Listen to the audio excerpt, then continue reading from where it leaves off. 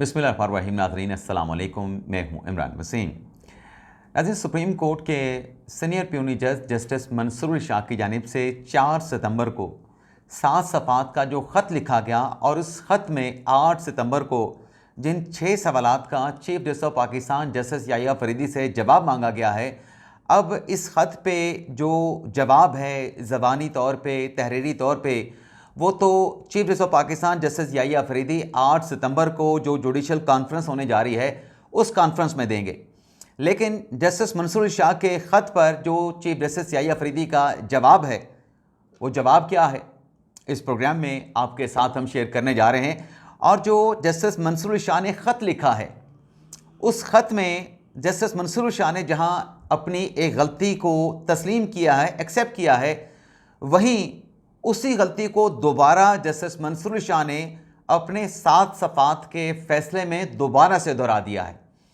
तो इस ख़त पे chief justice of Pakistan justice Yahya Afridi का जवाब, इस हवाले से जो डिटेल्स हैं,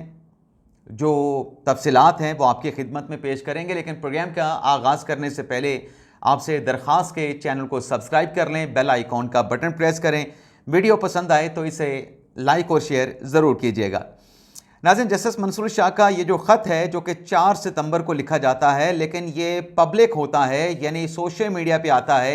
5 अगस्त यानी गुज़िश्ता रोज़। और सोशल मीडिया पर इस ख़त को लेके बहुत ज़्यादा हंगामा, बहुत ज़्यादा कोहराम जो है वो बर्पा किया जाता है कि जैसे इस ख़त के ज़रिए जस्टिस मंसूर शाह ने अपने chief justice of Pakistan justice Yahya Faridi को एक्सपोज कर दिया है। तो किस बात पे एक्सपोज किया है? पहले पैराग्राफ में जस्टिस मंसूर शाह ये लिखते हैं कि जो चीफ जस्टिस हैं इदारे के सरबराह हैं, और ख़ुद वो जस्टिस मंसूर शाह कहते हैं कि वो सुप्रीम कोर्ट के सीनियर प्यूनी जज हैं। तो मंसूर शाह ये कहते हैं अपने ख़त में कि मैंने ये जो ख़त लिखने की वजह है वो दरअसल बेअतनाई है, चीफ जस्टिस की बेहिसी है। मैंने मुख्तलिफ़ मामलात पे अपने चीफ जस्टिस को याहिया फरीदी को ख़तूत लिखे, तहरीरी तौर पे पैगामात भेजे, लेकिन सीनियर जज होने के नाते मुझे उन खतूत का और भेजे गए जवाबात का कोई जवाब जो है वो नहीं दिया गया।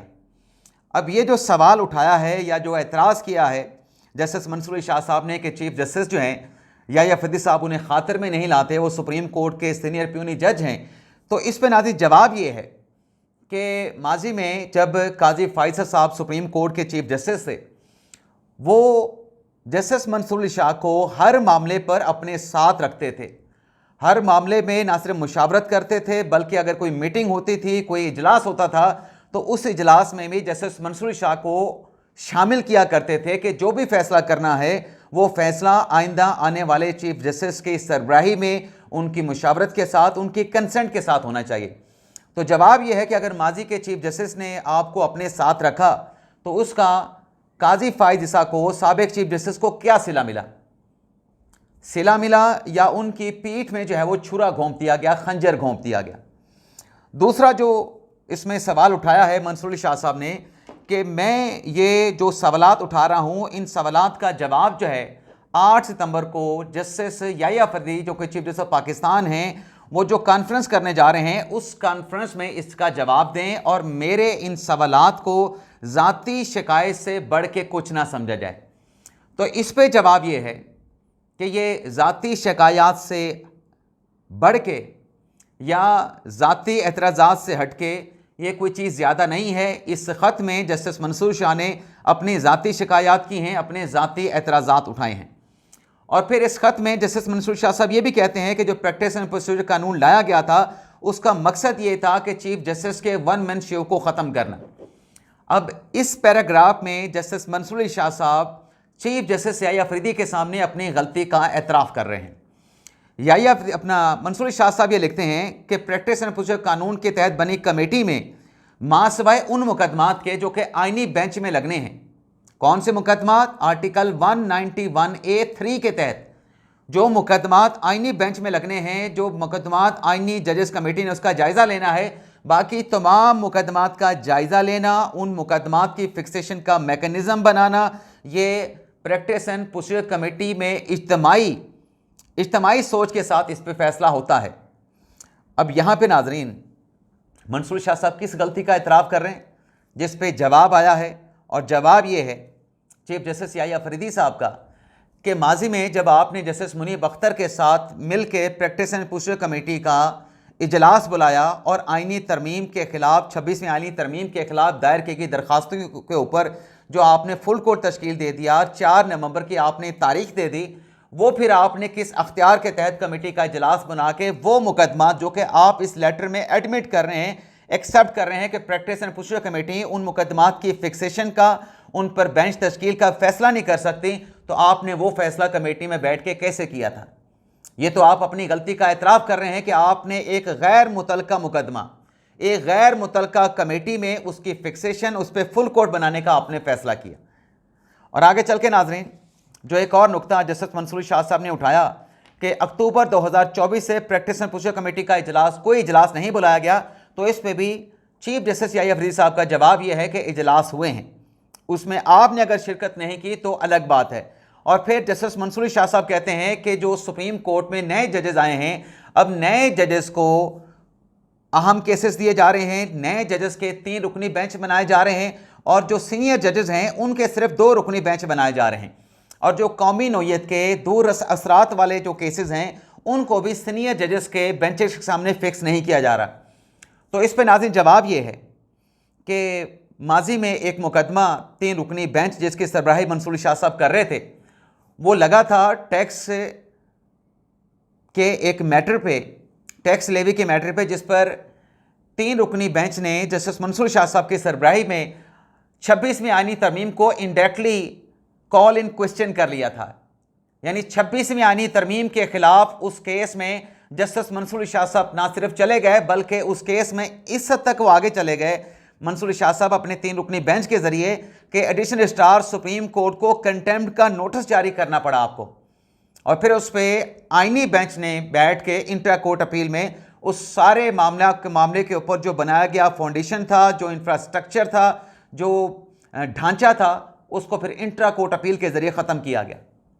और फिर आगे चल के मंसूर शाह साहब ने जो बात की कि जो सुप्रीम कोर्ट में मुकदमात की तादाद है वो 57,000 हो चुकी है, और बज़ाहिर ऐसा लगता है कि जो सुप्रीम कोर्ट में जजेस की तादाद को बढ़ाया गया, उन जजेस की तादाद को बढ़ाने का मकसद ये नहीं था कि ज़ेर इल्तवा जो केसेस हैं उनकी तादाद को कम किया जाए। मंसूर शाह साहब कहते हैं कि ये दरअसल जजेस की तादाद को बढ़ाने का मकसद ये नज़र आता है कि सुप्रीम कोर्ट के अंदर,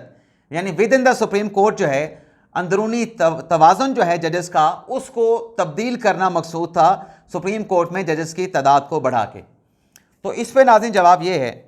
कि अंदरूनी तवाज़ुन अगर कोई ये समझता है कि पहले वो 8-5 से मखसूस नशिस्तों के केस में उनकी अक्सरियत थे, उन्होंने फ़ैसला दिया था, लेकिन जब काजी फ़ाइज़ साहब रिटायर हो गए और नए चीफ जस्टिस आ गए, यानी याहिया अफरीदी साहब खुद आ गए, तो उसके बाद का जो तवाज़ुन है उसको भी मद्देनज़र रखा जाए। और वो जो तवाज़ुन था वो 9-4 का था, और 9-4 का जब तवाज़ुन सामने आया था उस वक्त सुप्रीम कोर्ट में ना तो जजेस की तादाद बढ़ाई गई थी, ना सुप्रीम कोर्ट में नए जजेस अपॉइंट हुए थे, और वो 9-4 का तनाज़ुर 26वीं आईनी तरमीम के केस में सामने आया था, जब मंसूर शाह साहब और मुनीब अख्तर साहब दोनों ये कह रहे थे कि 26वीं आईनी तरमीम के खिलाफ दरखास्तें फुल कोर्ट के सामने लगाई जाएं, जो कि इस खत के मुताबिक मंसूर शाह साहब एडमिट कर चुके हैं कि वो ये केस कमेटी में बैठ के फिक्स नहीं कर सकते थे। तो उस वक्त जब जजेस से राय ली गई तो 9 जजेस ने कहा कि नहीं, 26वीं आईनी तरमीम की दरखास्तें आईनी बेंच में सुनी जानी चाहिए, इन दरखास्तों की फिक्सेशन का फैसला प्रैक्टिस एंड प्रोसीजर कमेटी नहीं कर सकती है। और जहां तक बात है 57,000 केसेस की, तो उस पर जवाब यह है कि 57,000 केसेस तो साबिक चीफ जस्टिस उमरता बंदयाल के दौर में हो चुके थे, और काजी फ़ाइज़ साहब के दौर में यह तादाद बढ़ के 60,000 तक पहुंच चुकी थी, और उनके दौर में यानी काजी अपने याहिया अफरीदी साहब के दौर में ये 3-3,500 केसेस सुप्रीम कोर्ट में कम हुए हैं। और इसमें जवाब में ये भी कहा गया है कि अब सुप्रीम कोर्ट में जो डिस्पोजल रेट है वो ज़्यादा है और केसेस की फिक्सेशन का रेट जो है वो कम हो चुका है। और अभी जो 57,000 का फिगर है ये अगर गर्मियों की तातीलात ना होती, क्योंकि जो नए जज सुप्रीम कोर्ट में भर्ती किए गए ज़ेर इल्तवा मुकदमात को कम लाने के लिए, वो फरवरी 2025 में भर्ती हुए हैं, और उनकी अपॉइंटमेंट के कुछ ही अरसे के बाद समर वेकेशंस हो गई, तो इसलिए ये जो नंबर है वो आपको 57,000 पे नजर आ रहा है। अभी गर्मियों की छुट्टियां जब खत्म होगी तो ये नंबर बड़ी तेजी के साथ नीचे आएगा जब तमाम जजेस बैठ के मुकदमात की समाअत करेंगे। और उसमें एक और चीज भी पेश की गई है कि जो आईनी बेंच है उसमें तो जो केस लगते हैं वो लार्जर बेंच बनता है 5 रुकनी या 7 रुकनी, और आईनी बेंच के जो जजेस हैं वो अपने केसेस करने के बाद आके रेगुलर बेंचेस के केसेस भी करते हैं। और जो मंसूरी शाह साहब ने अपने लेटर में बात की कि ये जो रूल्स मंजूर करवाए गए हैं सर्कुलेशन मंजूरी के जरिए मंजूर करवाए गए हैं, ये रूल्स की मंजूरी फुल कोर्ट इजलास में होनी चाहिए। तो इस पे चीफ जस्टिस याहिया अफरीदी का जवाब ये है कि आपके एतराज़ पे फुल कोर्ट का इजलास जजेस का बुला लिया गया है और उस इजलास का एक नुकाती एजेंडा यही है कि जो रूल्स हैं उसकी फुल कोर्ट में मंजूरी ली जाए। लेकिन साथ में ये भी है, ये भी जवाब है कि ये जो आप इज्तिमाई दानिश की बात करते हैं कि फुल कोर्ट में ये सारे फैसले होने चाहिए, तो मखसूस नशिस्तों के केस में क्या हुआ था जब 13 जजेस ने बैठ के एक फुल कोर्ट इजलास में, यानी वो जो फुल कोर्ट बना था मखसूस नशिस्तों के लिए, उसमें फैसला हुआ था कि जो भी इस केस के हवाले से मुशावरत होगी वो इसी जगह पे बैठ के होगी। लेकिन आपने वहाँ पे क्या किया था कि आपने 8 जजेस का ख़त अपना फैसला लिख के आपने सिग्नेचर करके भिजवा दिया था कि किसी ने दस्तखत करने हैं तो ठीक है, अदरवाइज यही फैसला है। तो आपने तो उस वक्त इज्तिमाई दानिश को और जो बहस मुबासा है वहाँ पे जो फुल कोर्ट का इजलास जुमे के रोज़ होना था, आपने तो उसको नज़रअंदाज कर दिया था। आप तो के तो अपने कौलो फ़िल में तजाद मौजूद हैं। और फिर इसमें मंसूरी शाह साहब ने जो एक और बात उठाई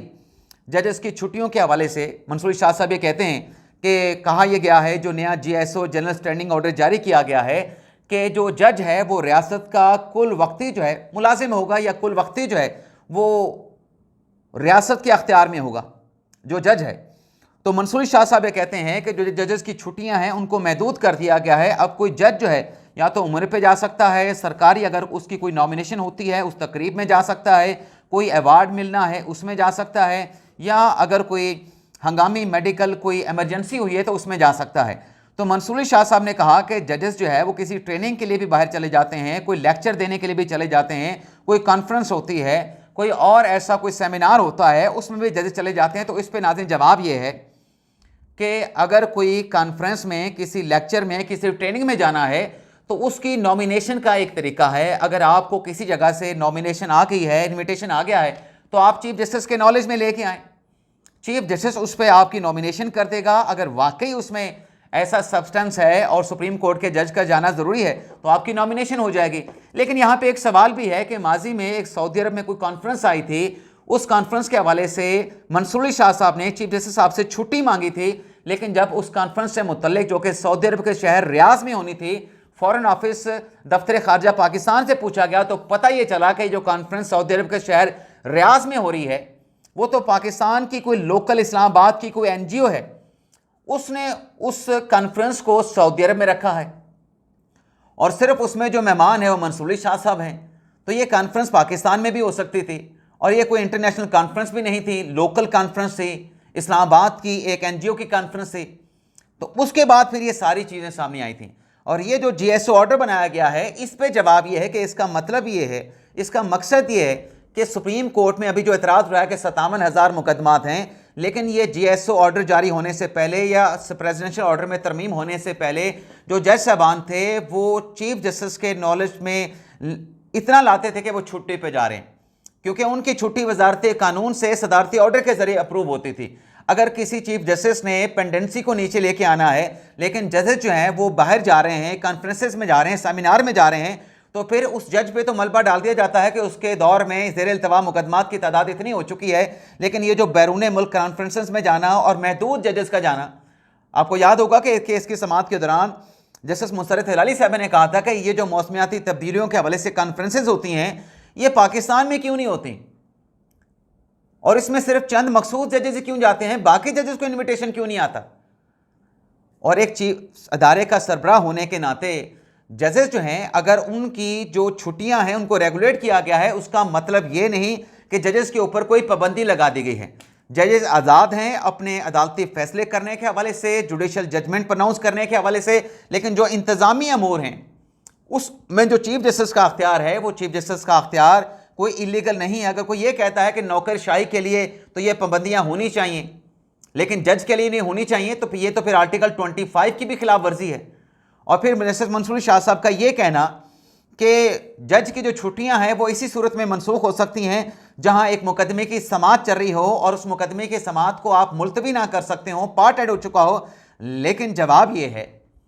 कि अगर कोई ऐसा मुकदमा एक आ गया है और उस मुकदमे को सुनना बड़ी अर्जेंसी है, कौमी नोयत का कोई केस है, तो क्या अगर उस केस को सुनने के लिए वो जज साहब जो कि छुट्टियों पे जा चुके हैं और उनके साथ राब्ता करना हो और वो अपना राब्ता नंबर दे के ना गए हों, उनका एड्रेस ना पता हो,